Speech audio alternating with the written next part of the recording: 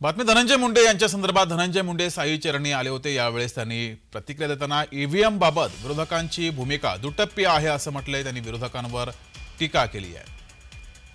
मवियाकडून ईव्हीएमवर प्रश्नचिन्ह उपस्थित केला जातोय। यावर धनंजय मुंडे यांनी ईव्हीएम बाबत विरोधकांची भूमिका दुटप्पी आहे असं वक्तव्य केलंय। मवियाच्या नेत्यांवर त्यांनी टीका केली आहे।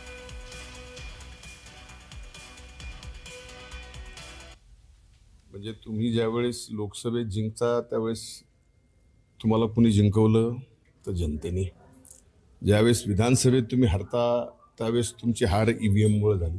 असा जो काही भाबडेपणा चालला हे महाराष्ट्राच्या जनतेला कळून चुकलं। एखाद्या बूथवर 8 वाजेपर्यंत मतदान कसं चाललं, तर त्या बूथवर जर मतदान मशीनवर 1400 त्या बूथवर 1500 असेल तर स्वाभाविक ती मशीन स्लो चालते आणि त्यात रांगा लागलेल्या असतात। आणि जोपर्यंत ती शेवटचा माणूस रांगेतला संपत नाही तोपर्यंत त्याचं मतदान करून घेणं हे कायदा आहे।